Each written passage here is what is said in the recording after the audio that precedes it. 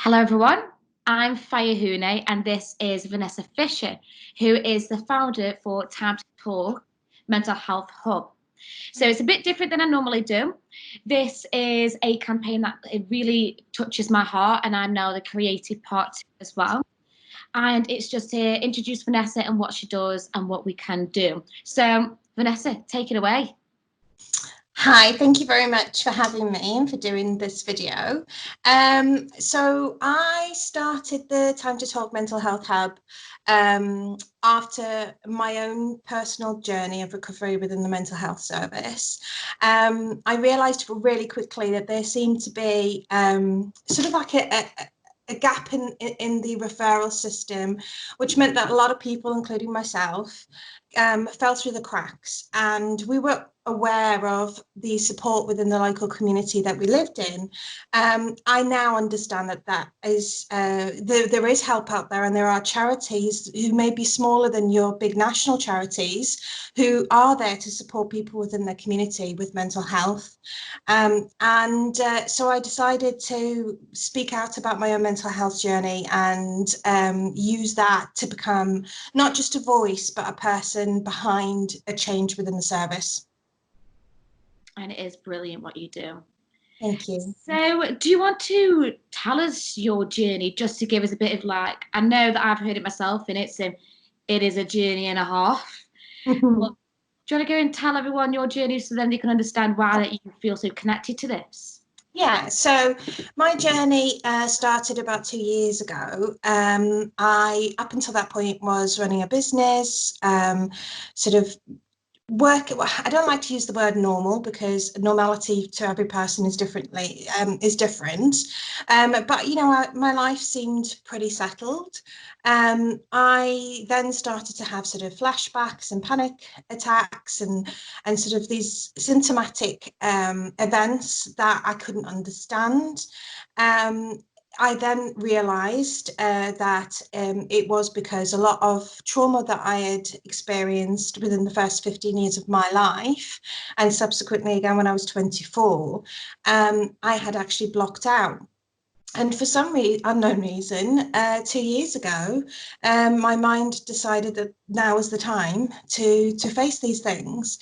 So my message is, and what I'm trying to say is that mental health can affect anybody, and it is an illness. So it took a long time for me to stop stigmatizing myself and being ashamed of the fact that I couldn't get my head around it or be better, or sort of all these things that people say. So I reached out and I got help. Unfortunately though, it's kind of like a hot potato, and you get passed from person to person, and you wait months to have an assessment, and in that assessment very often they'll ask you to talk about a lot of things that are traumatic, but then you're sent on your way and told somebody will be in touch. And my concern with that is that you are then sent out emotionally vulnerable within the community with no additional support. And I found that, sort of every assessment I had, it brought up new mental health symptoms. And I was kind of just asking for help. Like, there has to be something that I can do. I don't want anybody to fix me. I want to learn the skills that I need in order to live a fulfilling life now that I am sort of going through this journey, and it just felt like there was nothing there, and so you're on this really sort of roller coaster of sort of feelings. And I now am a massive advocate in taking medication, but again I was hesitant at first, as a lot of people are, but I know that it helps. It's a band-aid. It does help you in order to then learn the skills to eventually, if it's possible, depending on your diagnosis, to not have to rely on the medication.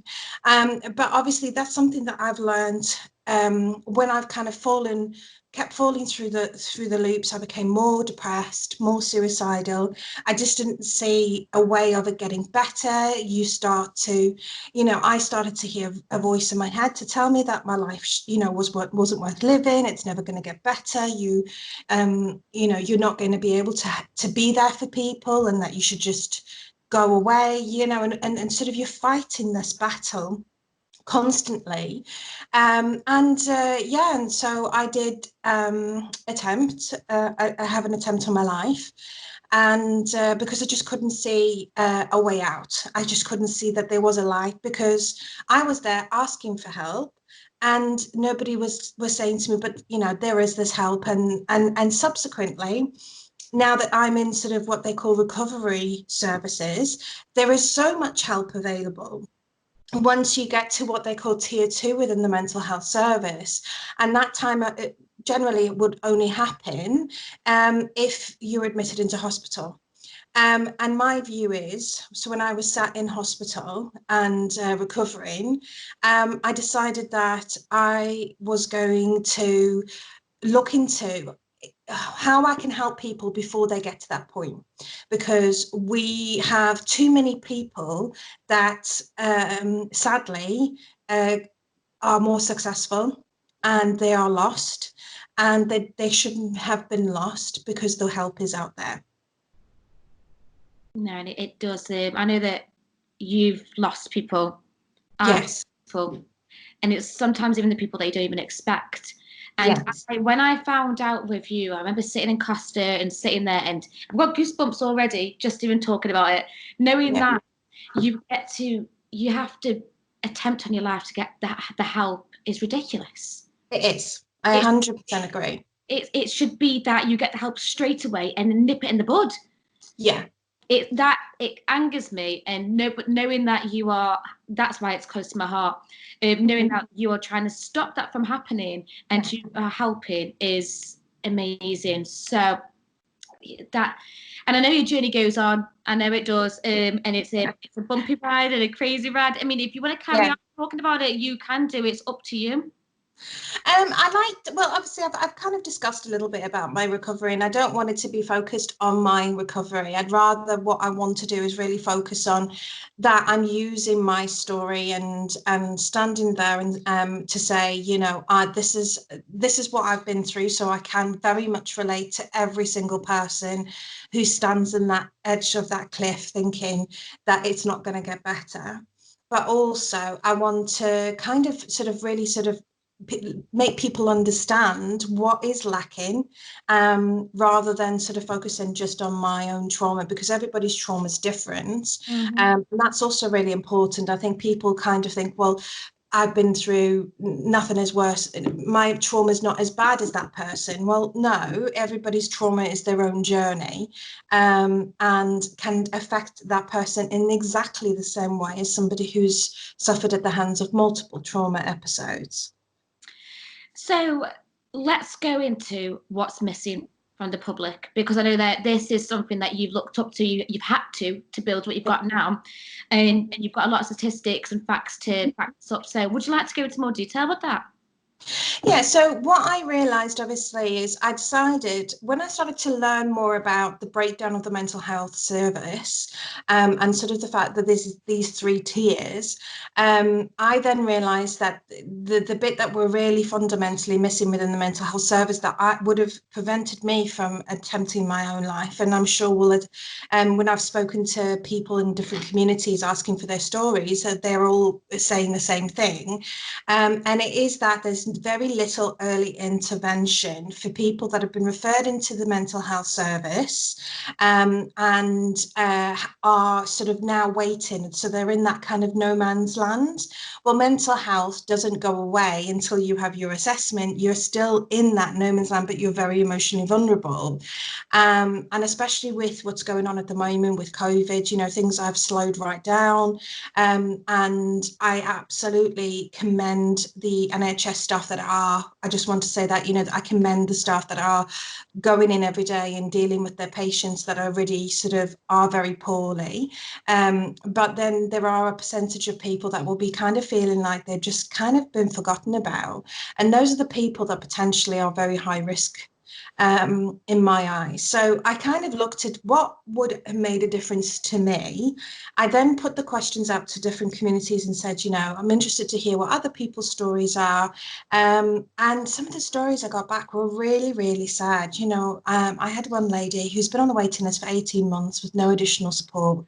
She's still having symptoms. She's still emotional. She's still feeling all these things, but nobody's there just to kind of help give her some life skills just so that she can be managing those symptoms and not feeling as if she's just been left and waiting and waiting and waiting. The waiting lists at the moment within the NHS, unless you go privately, for certain types of trauma-based therapy is up to 2 years. So there has to be something in place to support these people whilst they're waiting for that. I chose that I didn't want trauma-based therapy straight away. I've been on the waiting list anyway for up to, I think it's been about 2 years now. So, you know, at some point, I'm sure they will send me the referral, the appointment. But what I said, my personal sort of idea that I wanted was that I wanted to learn like the skills that I needed to sort of to handle my own self-care. So the skills I needed when I feel like I'm having a panic attack, the skills that I needed to sort of control how I emotionally react to certain triggers, because that's a big thing. It's not just a physical reaction. You can emotionally react to a trauma trigger. And that's what I said to the psychologist at the hospital. I was like, I just want to learn some skills so I can manage this so that I can live the best life that I can live. And when I've spoken to other people, they kind of are on the same track. You know, they're like, well, yes, I don't really want to go down the avenue at the moment of really sort of intensive trauma therapy because I'm not emotionally strong enough. And this is where I think that there needs to be then that sort of interim preparing people for that. And there are things out there. There are smaller charities that, you know, are shockingly underfunded, that are offering these services. And, you know, unfortunately, you know, I do find that there seems to be this very sort of big dip and where any of funding is actually being trickled down to the communities. And that's a big issue for me as well, which I'm hoping to tackle. Brilliant. So what part are you at? Are you just is it Manchester and Stockport or? No, I have been reaching out to communities across the United Kingdom, so right down from the south right up to the to Scotland, because the idea behind the hub is really to find the local communities within a local community what help is available, and what smaller charities people don't know about, and then becoming an advocate for that person to kind of take that first step to get the support that they need. So that's really the idea behind the hub. The Time to Talk mental health campaign itself is three very sort of different areas. So I'm not just sort of setting up the hub to support the communities. I'm also actively trying to get a change within the services within those communities as well. So you were speaking to me the other day about I mean, how are you doing that then, actually, the campaign? Because I remember you saying to me that you've been sending letters to the Parliament and stuff, but what other ways is this campaign, how are you doing that? So there's three different parts to the campaign. So the mental health hub was one that I kind of had to launch a bit earlier because of what's happening with this virus, COVID-19, and then obviously the real sort of rise in sort of needing extra mental health support. So I've launched the hub, and that's for communities, and that's for people to reach out and sort of ask me to help them find any support within the area. The second part of the campaign was to work with first responders. So I had a meeting with a contact on LinkedIn about potentially working with him to train hostage negotiators within GMP. And that was to get them a better idea of what it's actually like to be the person that they're trying to talk down. I have reached out to various different constabularies offering to go in and give talks to training at this present time. You know, unfortunately and sadly, it's been a bit of a red tape problem that I'm having, and I'm having to try and get through, which is disappointing for me because, you know, speaking to sort of everyday frontline workers, mental health is a big thing that they're dealing with. And I certainly know, speaking to certain police officers that I dealt with, that they said openly said, you know, I have no experience with mental health, so I don't know how you feel. And so I just really thought that me going in and be able to explain gives them a bit of life experience behind what they're dealing with. So at the moment, that's really slow coming because obviously there is so much red tape within the constabularies. But I am really focused on working with this particular trainer to train up hostages, hostage negotiators, which I think will be very beneficial, especially when they're attending mental health people in crisis. And the third element is campaigning for better mental health services within the communities. So I have reached out to my local MP, who's very interested in sitting down and having a meeting about what they can be doing to support the mental health services within Stockport. I am then going to and waiting to go in and debate the issue of mental health at Downing Street within Parliament. And really kind of hit home that something needs to be done. We are in a mental health crisis statistically, and enough's enough. And it's a big task, and I'm not scared of a challenge. But you know, I've got a loud voice and a feisty personality, so I'm hoping I can do something to be not just the voice, but a movement. I was going to say, I'm hoping when people watch this do get in touch with, not saying, obviously, people who've got mental health problems, it'd be brilliant for them to get in touch with you because you said you want to be an advocate for them. But for people to be listening right now and be going, do you know what? I want to help this woman. I want to help this Vennesa because I am. That's what I am. And there's a lot of people out there who'd be exactly the same. Women, men, teenagers, the elderly, because a lot of us have gone through it. So Yeah. it's brilliant if people did help you in this movement because yes, you can do it on your own, but it's so much easier and more collaborative if you do it as like a big team. So Absolutely. You know, I am not afraid to constantly be reaching out to people to get my message across of what I'm trying to achieve. I welcome anybody who is interested in getting me on board to talk about mental health within their business. You know, and all of this I'm doing on a voluntary basis as well. So it's something that I'm really sort of pushing myself to, and I just think that if anybody wants to get a part of the campaign or wants to sort of help with it, I would be more than happy. Brilliant. Where can people reach you? So the Mental Health Hub is on Facebook. There's a group and a Facebook page, so you can message me through there. I have had a few, there is a telephone number on there, which is my mobile number. I am in the process of trying to get a separate number for that, but at the moment, because I wanted to make sure people had an avenue to get in touch with me, I have put my own number on there. There's an email address. If you're on LinkedIn, drop me a message or send me a connection request. Yeah, I'm sort of really available for any sort of chats or any suggestions. Brilliant. So what is the future plan after COVID? That's what I know at the moment, the red label, red tape, it's like everything's on hold. Even you can't really put mental health on hold, but it seems like it has, which is ridiculous. Yeah. But so what is your plan? So after COVID, my idea is to start going out and actually doing face-to-face meets with some of the local charities, just so that they can sort of build a face to the connection, and sort of building up that sort of connection between the hub and local communities.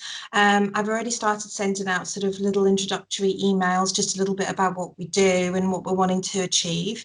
But it's really difficult because people are working from home, and you know, it's trying to find the sort of time if they're able to have telephone calls and all of that, because I know obviously, you know, there's children and all of these things to look at. So after COVID, I'm really going to focus on sort of going out there and meeting, and hoping to have meetings with different police stations, ambulance, within the ambulance service.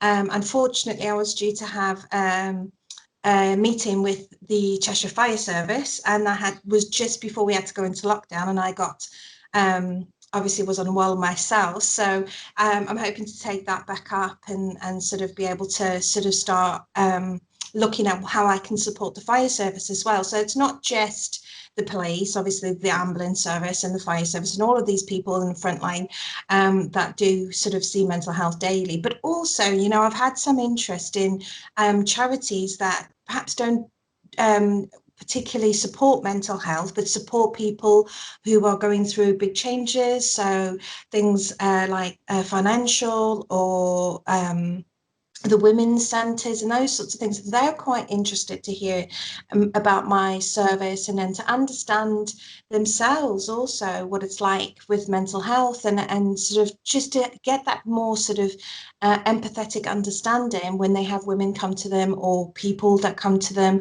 that are within the mental health service. So there's so much that is going to be happening. Obviously, we're hoping to film the documentary, which I'm really excited about, and with yourself, and that's going to be something that it's going to be a very open and honest account of what it's like to actually be a patient within the mental health service. And rather than it be a group of doctors sitting there and sort of talking about it in a matter of fact, this is going to be emotionally charged. It's going to be people's stories. It's going to be a way for us to put my point across about the lack of service and the failures within the service and what needs to be done. And it's such a simple solution that it's almost unreal for me to think, well, surely that's what needs to be done. But maybe it was just meant to be that it was going to be me that did it.